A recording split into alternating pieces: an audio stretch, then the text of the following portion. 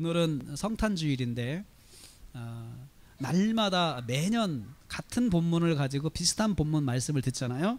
그래서 제가 이제 또 이번에도 마태복음 2장을 가지고 이제 준비를 했는데 제목을 제가 예수님처럼, 다시 한번 예수님처럼이라는 제목으로 은혜를 받으려고 합니다. 예수님께서 2절 말씀 유대인의 왕으로 오셨다라고 이렇게 선포하고 있습니다. 여러분, 왕이 한번 행차하려면 얼마나 많은 수행원들이 있는지 우리는 역사적으로 잘 압니다. 왕이 행차한다, 또 황제가 행차한다 그러면 그냥 행차하는 거 아닙니다. 먼저 그 가는 길목을 안전한지 점검하는 경호팀이 가서 갑니다. 그래서 경호팀이 그 길목을 다 점검을 합니다. 거기에 폭탄이 있지 않나, 위험한 물건이 있지 않나, 그리고 이상한 사람이 있지 않나 해서 경호팀이 그 출동해가지고 그 라인을 이렇게 노선을 다 점검을 합니다. 맨홀 뚜껑 열어가지고 다 조사한 다음에 봉인 작업을 해서 옵니다. 왕이 행차하기 때문에, 대통령이 행차하기 때문에. 제가 군대 생활할 때 전투경찰을 했습니다. 근데 전투경찰을 하면서 용산경찰서에 근무를 했는데 거기서 하는 일 중에 하나가, 전투경찰들이 하는 일 중에 하나가 대통령의 그런 행차하는 그 노선을 경호하는 일을 했어요. 경호. 그래서 대통령이 청와대 출발해 가지고 가는 길목 중에 하나가 남산을 통해서 한남대교 가는 길이 있어요. 남산으로 올라가서 한남대교를 건너 가지고 경부고속도로를 타고 지방을 내려가는 노선이 있어요. 근데 제가 이제 거기서 근무할 때 대통령이 나가기만 하면은 항상 남산에 출동을 했어요. 그 남산부터 한남대교까지 용산경찰서 관할이니까 거기 100m 간격으로 서 있는 거예요. 100m 간격 서가지고 거기 있는 거 자기가 맡은 구역에 일단은 뭐가 문제가 없는 책임을 져야 되는 거예요.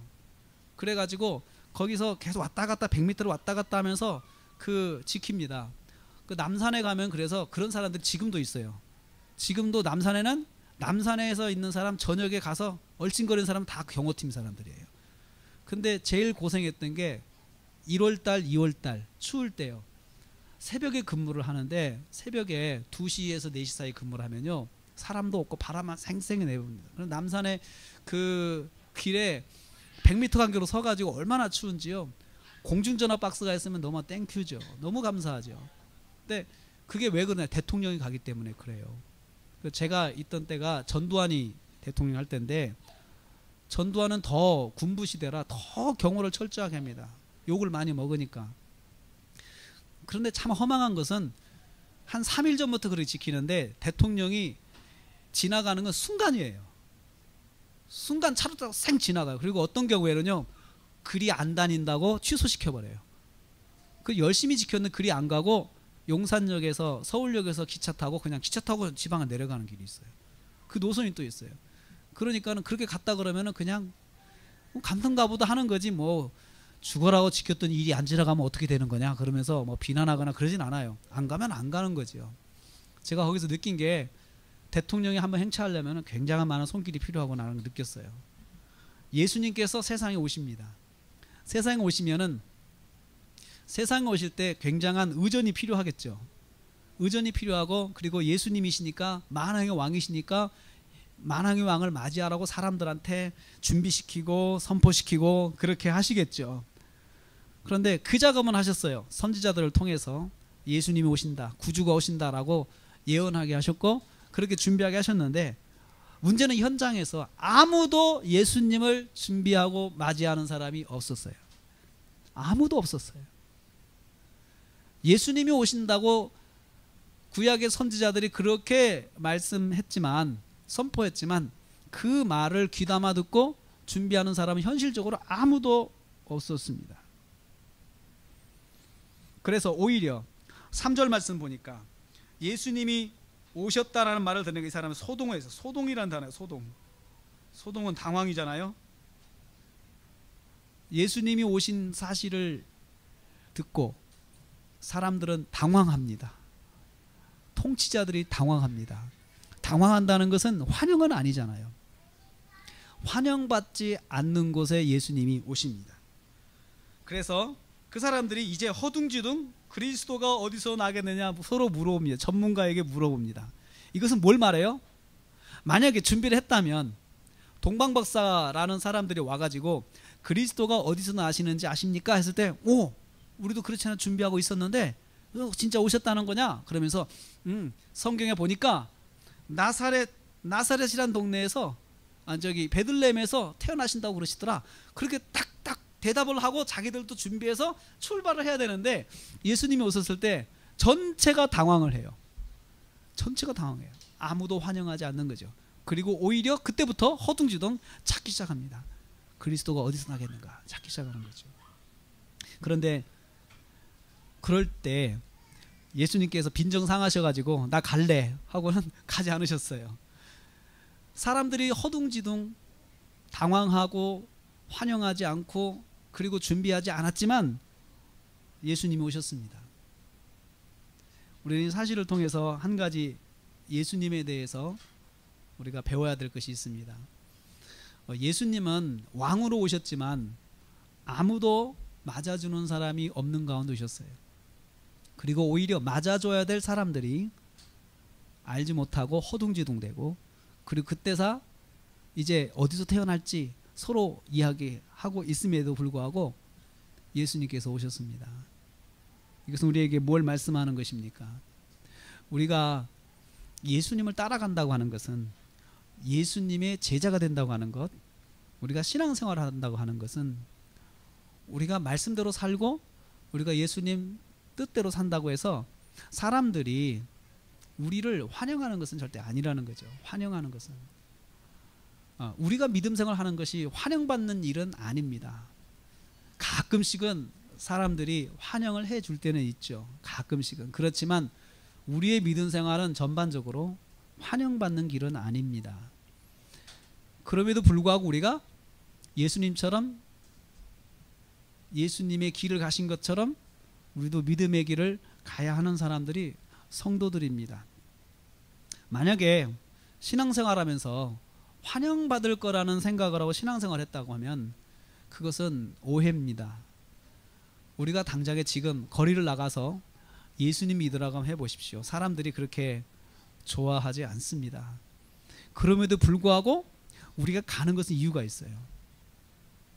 그것은 우리에게 주어진 사명이에요. 그리고 그들을 빛으로 살게, 빛으로 이끌기 위해서 우리가 해야 할 일이기 때문에 우리가 가야 하는 것입니다. 두 번째로 5절 말씀에 보면, 5절 말씀 보면 이렇게 되어 있죠.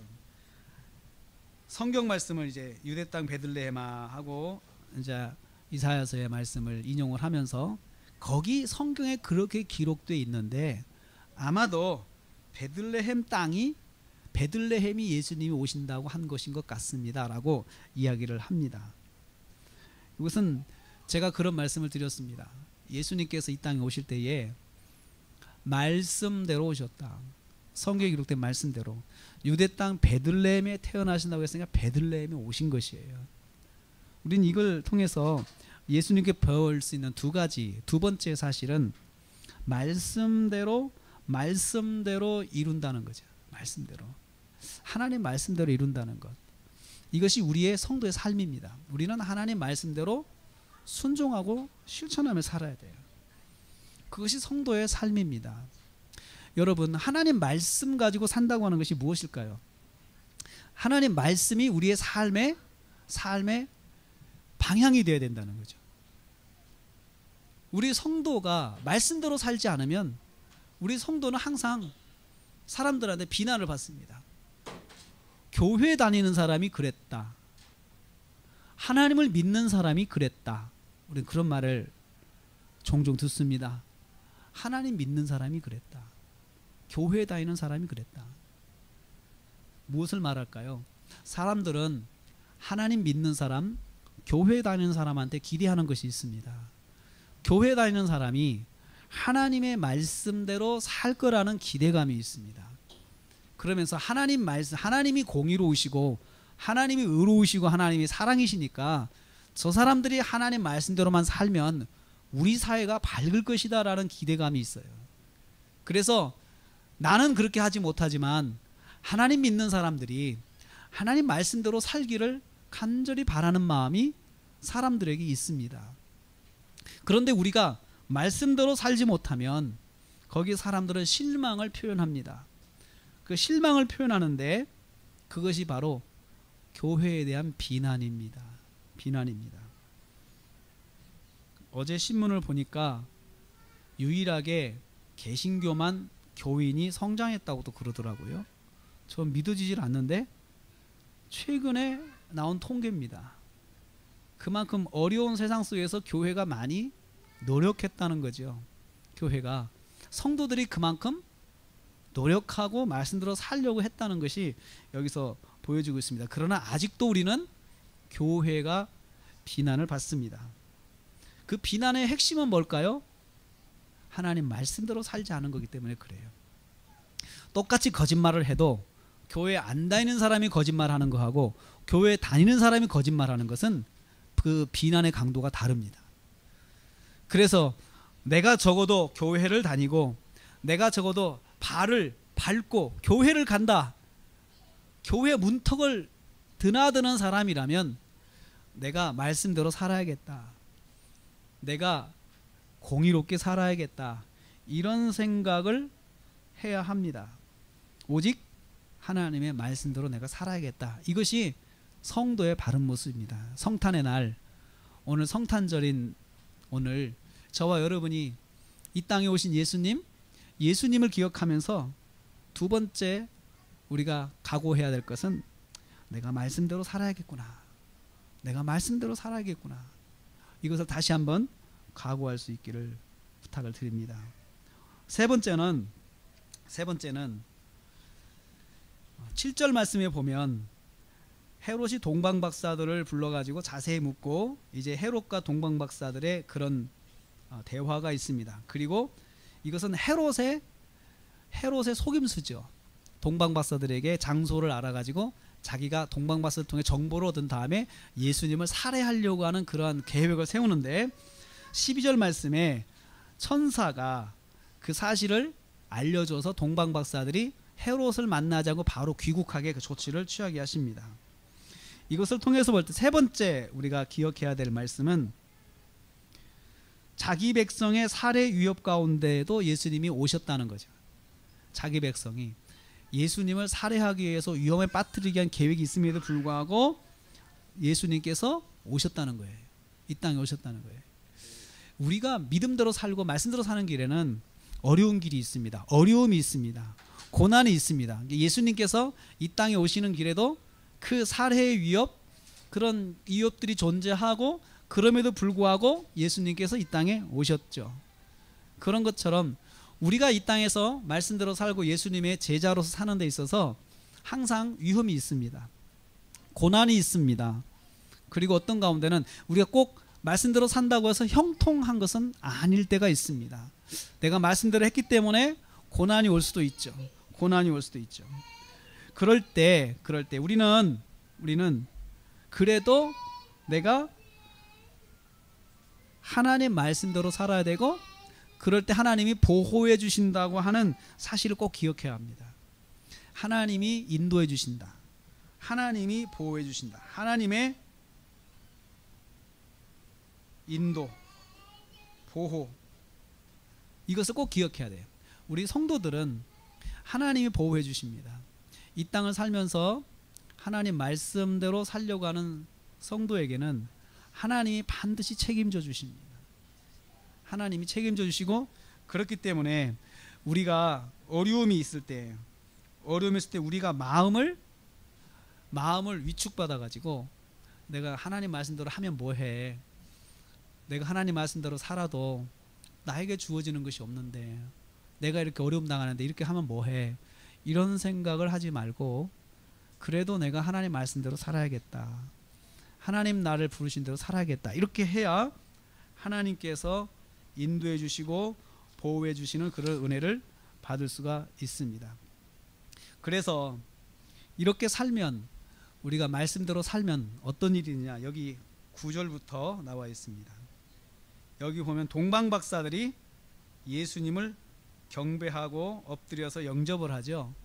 영접하는 그 내용이 나오는데, 결국은 예수님께서 동방박사들을 통해서 영접을 받고 그리고 예배를 받으셨습니다. 우리는 이 사실을 통해서 사실은 자기 백성들이 유대인들이 와서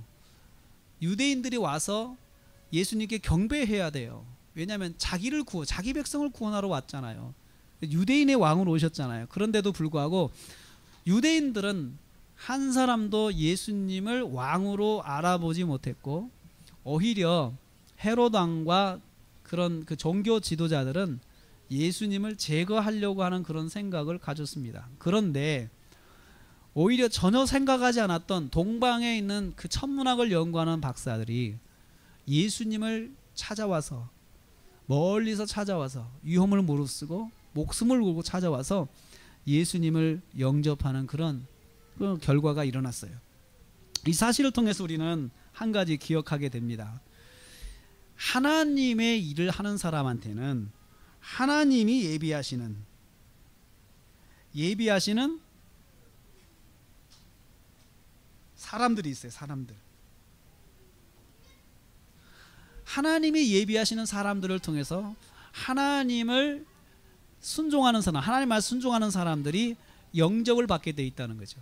또 도움을 받게 돼 있고 하나님께서 그 사람들을 통해서 역사하신다는 것이에요. 그래서 우리는 하나님께서 우리를 부르신 그 부름 속에, 그리고 하나님 내게 주신 말씀 속에 순종하고 따라가는 삶이 꼭 있어야 합니다. 그러면 하나님이 반드시 하나님 예비한 사람들을 통해서 인도하십니다. 제가 간증을 하나 하겠습니다. 제가 중국 사역을 지금 금년 보니까 25년 정도 하는 거예요. 25년째 해왔거든요. 그런데 지금까지 별로 어려움이 없었어요. 그랬는데 금년 초부터 2015년 11월부터 금년 초까지 중국의 상황이 확 변해가기 시작했어요. 근데 그 중에 하나가 뭐냐면 선교사님들이 더 이상 할 일이 없어지는 상황이 된 거예요. 선교사님들이 복음을 전하러 가서 제일 먼저 하는 일이 학교를 세우거든요. 신학교를 세워가지고 학생들을 모아서 신학을 가르치고 목회를 하도록, 교회를 개척하도록 그렇게 이제 인도를 하는데, 제가 2015년 10월부터 11월 그리고 2016년 1월, 2월 이렇게 상황을 가만히 보니까 선교사님들이 세운 학교가 점점 없어지기 시작하는 거예요. 없어지는 이유가 학생들이 안 와요. 중국 사람들이 배우러 오지 않는 거예요. 그래서 왜 그런가 했더니 중국 목사님들이 이제 선교사님들 통해서 배운 목사님들이 자기 교회에서 신학교를 세우는 거예요. 그러니까 우리 중국의 일반 산업하고 비슷한 거예요. 한국한테 기술을 배워가지고 자기들이 공장 세우는 거 똑같은 거예요. 그러니까 한국 선교사님들 세운 학교에 올 필요가 없는 거예요. 그 정도는 우리도 할 수 있다는 거예요. 그 정도는. 그래서 이제 중국 목사님들이 많고 교회가 많으니까 순식간에 학교들이 많이 생기는 거예요. 그러니까 선교사님들 세운 학교에 오질 않는 거예요. 자연스럽게 선교사님들이 이제 할 일이 없어지는 거죠. 그래서 선교사님들이 한국으로 자꾸 나오시는 일이 많이 생겨요. 근데 저는 선교사님들이 연결해가지고 제가 가서 강의를 하고 그랬는데, 저도 동시에 할 일이 없어지는 거 아니겠어요? 갑자기 강의가 줄어들게 생겼잖아요. 그런데 이제 저는 그 상황을 몰랐는데 그렇다고 이야기만 들었지 몰랐는데, 갑자기 제가 하는 그 사역에 그 대상하는 분들이, 저를 부른 분들이 순식간에 다 바뀌었어요. 20년 동안 만났던 그분들에서 전혀 다른 사람으로 싹 바뀌었어요. 근데 그분들은 어떤 사람들이냐면은 중국 안에서 학위를 주는 그런 신학교를 운영하는 분들이에요. 그동안 신학교는 학위가 없었어요. 그냥 공부만 가르쳤어요. 근데 학위를 주려면은 뭔가 이런 제도적 장치가 필요하거든요. 그래서 학사, 석사, 이런 또 박사 학위까지 주는 그런 학위하는 그런 곳이 이제 그런 곳으로 학생들이 옮겨가는 거예요. 학위를 주는 데는 뭐예요? 근데 중국 목사님들이 학위는 못 주거든요. 그러니까 그렇게 되는데, 저한테 하나님께서 그쪽으로 이제 강의를 옮겨가게 만드시는데, 제가 노력한 게 아니에요. 하나님께서 저도 잘 모르는 분, 저도 알지 못하는 분이 저에게 요청을 해서 제가 가서 강의를 하기 시작한 거예요. 그래서 제가 강의하는 곳이 이제는 전혀 새로운 곳이 됐습니다. 지금까지 만났던 분이 아닌 새로운 사람들을 만나게 됐어요. 하나님이 하나님의 사람으로 준비해서 이끌어 가시는 거예요. 하나님이 하나님의 사람으로 준비해서 이끌어 가는 거예요. 우리가 하나님 말씀대로 살려고 하면 항상 우리한테 고민이 하나 있어요. 내가 기도하면서 준비한 것들이 잘 준비되면 좋죠. 그런데 그래서 우리가 항상 준비 기도를 합니다. 하나님 이렇게 인도해 주세요. 하나님 이렇게 인도해 주세요 하고 우리가 항상 기도합니다. 그런데 실제로 살다 보면은 내가 기도하지 않은 것들이 막 발생을 해요. 내가 생각하지 않은 것들이 발생해요. 자녀들을 키우는 것만 해도 그렇습니다. 우리가 자녀들을 양육하면서 자녀들을 위해서 기도합니다. 지혜를 주세요. 친구를 잘 만나게 해주세요. 선생님 잘 만나게 해주세요. 그리고 또 환경을 지켜주세요. 여러 가지 것들을 우리가 기도하는데 막상 살다 보면은 내가 기도하지 않은 일들이 생긴단 말이에요. 그러면 우리가 당황이 됩니다. 그런데 성경은 오늘 이 말씀을 통해서 그러한 상황이 온다 하더라도 하나님께서 하나님이 예비하신 사람을 통해서 하나님의 예비하심을 통해서 그런 것들을 하나님이 다 이루어 주신다는 거예요. 이루어 주신다. 하나님은 아무도 환영하지 않았지만 동방박사들을 보내서 예수님을 환영하게 만드셨고 예수님을 경배하게 만드셨고 예수님을 예배하게 만드셨어요. 유대인들이 아무도 예배하지 않을 때 하나님께서 하나님의 사람들로 준비시켜 주신 것입니다. 그러므로 우리는 오늘 이 말씀을 통해서 내가 예수님의 부르심을 따라서 가고 믿음대로 결정하고 믿음대로 살면 하나님은 하나님이 준비하신 방법으로 하나님께서 이끌어 가신다는 사실을 꼭 기억해야 됩니다. 동방박사는 하나님이 준비한 사람들이었습니다. 그 사람들이 유대 땅하고는 전혀 관계없는 사람들이 어떻게 그 예수님을 찾아올 수 있을까요? 아니 누가 가서 부탁을 해도 쉽지 않은 것입니다. 그런데 하나님이 그렇게 하셨습니다. 사랑하는 성도 여러분, 성탄주일 오늘 맞이해서 예배를 드리면서 우리는 예수님께서 말씀대로 하신 것처럼 우리도 말씀대로 살기를 원합니다. 그리고 또 우리가 말씀대로 할 때 우리가 전혀 예기치 못한 일을 만나게 된다 하더라도 그래도 말씀을 붙잡아야 됩니다. 그리고 말씀대로 사는 것을 끝까지 이끌어 가야 됩니다. 그러면 하나님께서 책임져 주십니다. 하나님께서 그 사람의 삶을 붙잡아 주십니다. 우리는 전혀 할 수 없는 상황, 내가 전혀 대책을 세울 수 없는 것을 주님께서 만들어 주십니다. 이끌어 주십니다. 성탄주일 12절 말씀, 그들이 꿈에 헤롯에 돌아가지 말란 지시를 받아서 그들이 고국으로 돌아갔다. 하나님께서 하나님의 방법으로 그들을 이끌어 가십니다. 그리고 예수님이 이 땅에 오셔서 안전하게 그 갓난 아기의 그런 그 시절을 보낼 수 있도록 우리 하나님께서 이끌어 가십니다. 사랑하는 성도 여러분, 성탄 주일날, 성탄의 주일, 오늘 주님께서 이 땅에 왕으로 오셨지만 환영받지 못했고 그럼에도 불구하고 주님은 이 땅에 오셔서 우리를 구원하기 위해서 십자가를 지시고 또 우리를 구원하신 사역들을 완성하셨습니다. 우리가 예수님을 닮아가는 것이 신앙생활을 제가 말씀을 드렸습니다. 예수님을 닮아가는 신앙생활은 무엇일까요? 우리도 예수님처럼 어려운 가운데도 우리가 믿음을 지켜나가고 말씀대로 살아가고 그것이 우리가 예수님을 닮아가는 것입니다. 어려워도 정직해야 되고 어려워도 사랑을 베풀어야 됩니다. 그것이 주님의 뜻을 우리가 받잡아 사는 길입니다. 이러한 삶으로 주님처럼 다시 한번 예수님처럼 우리가 살자라는 마음으로 오늘 하루를 보내시기를 주님의 이름으로 축복합니다.